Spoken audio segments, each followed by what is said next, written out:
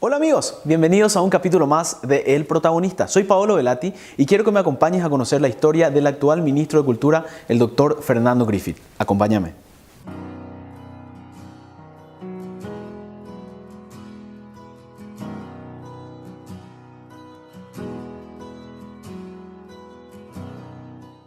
¿Cómo están? Como les había comentado, estoy en la casa del doctor Fernando Griffith.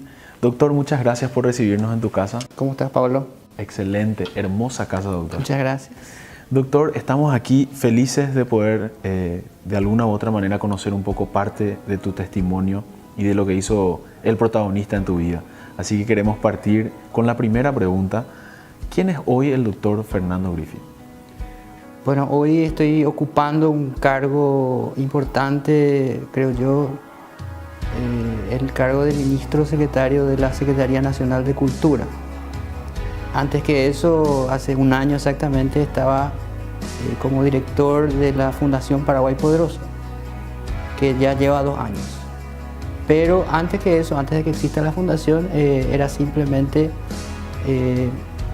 parte de un proyecto que se llama Paraguay Poderoso, que hasta hoy existe, que lo fundamos mi esposa y yo hace 5 años.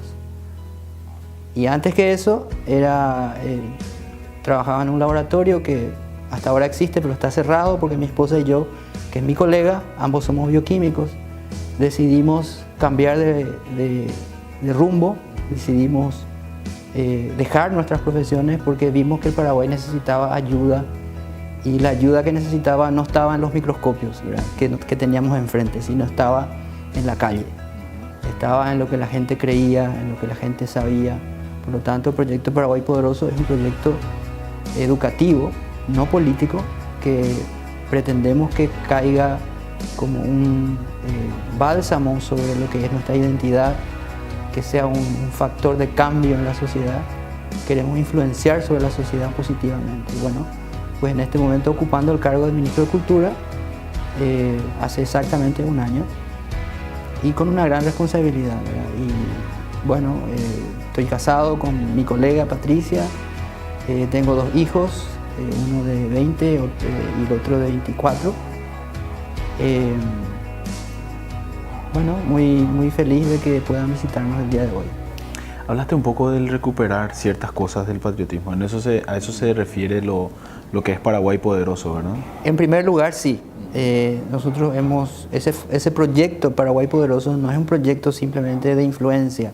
La influencia viene después. Primero vienen las preguntas, ¿verdad? Las preguntas que nunca se hicieron, ¿verdad? De por qué la sociedad paraguaya hasta hoy aparentemente tiene tantos problemas de divisiones, celos, instituciones que todavía tienen altos niveles de corrupción. No estoy hablando de las instituciones solamente del Estado, sino incluso las empresas privadas. Sí. La sociedad en general, ¿verdad? Hemos detectado a través de este proyecto, que es un proyecto, repito, primero de investigación y luego educativo. A lo largo de estos 5 años hemos sacado 52 conclusiones, ¿verdad?, integrando muchas disciplinas, la sociología, las neurociencias, la historia, en fin. Hemos sacado muchas conclusiones. Una de ellas es que vivimos en una sociedad con muy escasa autocrítica y muy escasa conciencia del problema. Vivimos confundidos entre síntomas y enfermedad. A veces creemos que la enfermedad es la pobreza. La enfermedad es en realidad la consecuencia del problema, ¿verdad? A veces creemos que es la educación el problema y claro, la baja calidad educativa es lógicamente un problema. Pero la verdadera causa son nuestras creencias y nuestras ausencias en nuestra propia cultura. Por ejemplo, no existe la cultura de la planificación en Paraguay. Por eso hoy vivimos en ciudades desordenadas, ciudades caóticas, carteles ilegales, veredas que no son veredas, y todo aparentemente está sucio, roto, desvalorizado. Es por nuestra inconsciencia del problema. Así también hay otras ausencias, como la ausencia de la cultura del respeto. Eso se ve en las redes sociales, tanta agresividad. La gente habla falacias, no está acostumbrada a analizar lo que dice, porque hay habilidades críticas no desarrolladas en nosotros. El pensamiento crítico, la empatía, la disciplina, el lenguaje, o sea, todas son situaciones que cooperan muy poco con la conciencia del problema.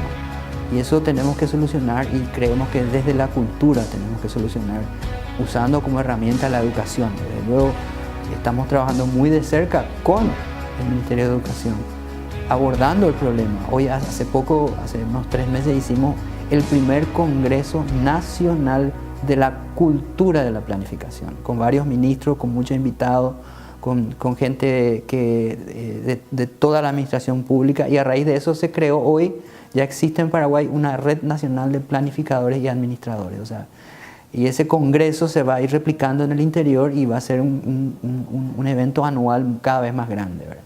Entonces, así vamos instalando en la sociedad esas ausencias que hemos tenido por la inconsciencia del problema. Ausencias con mayúscula, por cierto. Con A mayúscula y negrita. Sí, así mismo.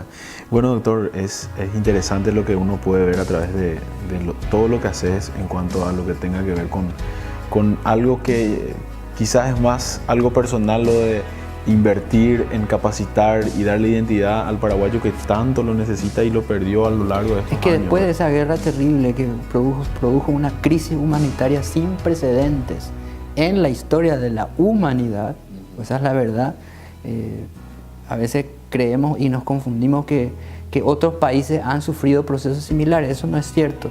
Japón, por ejemplo, tuvo casi 70 millones de sobrevivientes, ¿verdad? Alemania lo mismo. O sea, en Paraguay sobrevivieron 180.000 mujeres y unos pocos hombres. O sea, se rompió como concepto la familia, y la familia no es un concepto ideológico, la familia es un concepto biológico, ¿verdad? Profundamente biológico y espiritual.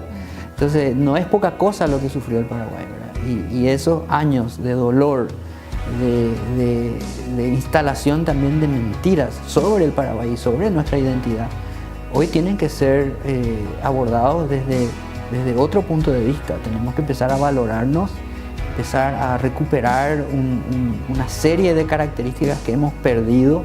Por ejemplo, documentos históricos hablan de que el pueblo paraguayo era el pueblo más unido de América, por ejemplo, ¿verdad? Que teníamos una serie de habilidades y capacidades que hoy hemos perdido. Entonces eso hay que recuperar y tiene que volver a ser parte de nuestra identidad. La cultura no es el arte es su manifestación, así como la historia también es la manifestación de la cultura, porque indirectamente lo que la gente cree, lo que la gente es, eso es lo que genera la historia finalmente, ¿verdad? Pero la cultura es justamente eso, las creencias de la gente, sus conductas motivadas por esas creencias, sus costumbres motivadas por esas creencias. O sea, eso es la cultura. En síntesis, la cultura es la identidad. Entonces, ¿dónde están los problemas del Paraguay? Pues en la cultura. Porque desde la cultura se abordan las grandes soluciones. Los grandes cambios sociales vienen desde la cultura. No estoy hablando del arte. El arte, desde luego, es un excelente medio para una transformación social. Pero el núcleo de la transformación es la cultura. Qué bueno es escuchar eso, doctor. Y vamos a quedarnos quizás horas y horas hablando de eso, y es apasionante. Ahora, doctor, hablando un poco sobre la identidad, que tocaste un poquitito, ¿quién fue el doctor Fernando Griffith en el pasado? Bueno, podés ver lo que es hoy, multiplicar por la -1, y eso exactamente era. O sea, en vez de ser un ser empático, era un ser antipático. En realidad, quizás esa es la definición correcta, ¿verdad? Pero era una persona llena de soberbia, de orgullo por sus logros académicos, una persona con quien era por momentos agradable dialogar, por otros momentos no, justamente por ese orgullo, ¿verdad?, que se respiraba en mi persona. Eso me generó muchísimos problemas a nivel, sobre todo matrimonial. Mi esposa, que también es mi colega, teníamos larguísimas discusiones que muchas veces terminaban muy mal. A veces no nos hablábamos por días, ¿verdad? Esos procesos esos años fueron muy duros. Yo, si bien la gente me consideraba una persona inteligente, realmente estaba vacío de sabiduría. O sea, no es la sabiduría definitivamente no es un asunto de inteligencia. La sabiduría es un asunto de humildad. Porque cuando viene la humildad, en primer lugar, Dios nos capacita. Porque es como un alumno que admite, que admite lo poco que sabe, y ese es el principio básico de la sabiduría. Entonces viene la revelación, entonces viene la sabiduría. Y yo no tenía eso. Y eso generaba muchos problemas en mi vida. Había mucha frustración por un montón de situaciones. Había problemas de todo tipo que yo no sabía resolver, familiares, en fin, de todo tipo. Y esa escasa sabiduría lo que me convertía era básicamente en un enemigo del Paraguay, no en un amigo del Paraguay, porque amigo del Paraguay o patriota es aquel que considera a la sociedad como tan importante como sí mismo, ¿verdad? Yo en cambio, y mi esposa también acompañaba ese proceso en esos años, lo único que hacía era criticar, ¿verdad? Era un opinólogo más, un criticón más, que se juntaba con sus amigos para criticar, pero no hacer nada por la sociedad. Entonces era un enemigo del Paraguay, porque era una pérdida de tiempo para el Paraguay.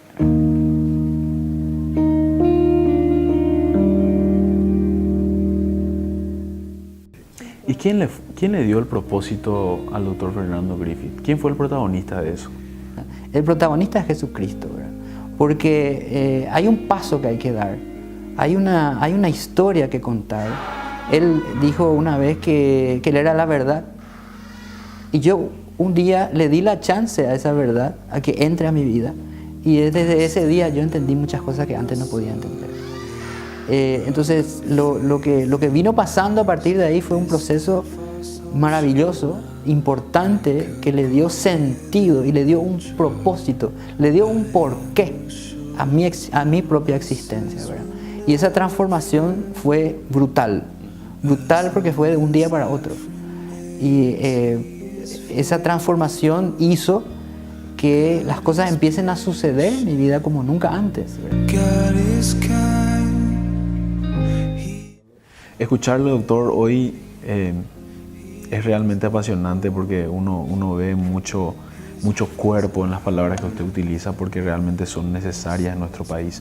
Ahora, ¿qué le diría usted al paraguayo o al extranjero que vive en el Paraguay? ¿Qué le diría ahora en este momento? Le diría que para poder ver el verdadero Paraguay hay que darle la chance a Dios que nos muestre qué es el Paraguay. Suena muy romántico lo que digo, pero es una verdad. Me pasó a mí. Yo estoy compartiendo con ustedes lo que a mí me pasó. No estoy diciendo algo que yo no conozca. Esa frustración y esa rabia que yo tenía, incluso en algunos momentos quizás vergüenza de mi propio país, se tornaron en orgullo no depositado en mí, sino en lo que fuimos capaces de ser y de hacer los paraguayos en el pasado, ¿verdad? Lastimosamente esta nación no estaba cerca de Dios y estaba en un proceso de nacimiento recién, ¿verdad? Paraguay estaba naciendo como una nación poderosa y apenas se industrializó, apenas empezó a conseguir todo aquello que esos patriotas soñaron desde que nació el Paraguay, que existe mucho antes, en realidad, de la independencia. El Paraguay ya se llamaba Paraguay antes. Pero no podemos ver a ese Paraguay desde la soberbia, desde el orgullo, desde el creernos superiores, ¿verdad? Y no hay nada mejor que un baño de espíritu para poder ver al Paraguay poderoso, ¿verdad? Ese Paraguay que yo estoy seguro, miren lo que les voy a decir, es muy contundente lo que les voy a decir. Si nosotros analizamos la historia del Paraguay, podemos sacar una conclusión tremenda. Yo creo que Dios ama a todos los seres humanos, pero a muy pocos les dio el privilegio de llamarse paraguayos. Así que vale la pena conocer el Paraguay, el verdadero Paraguay. Y para eso no hay nada mejor que Jesucristo. El doctor Fernando entregó su vida al protagonista, le entregó su vida a Jesús. Jesús le devolvió su identidad y le hizo valorar y amar a su país. Él también quiere hacer lo mismo contigo. Nos vemos en el siguiente capítulo.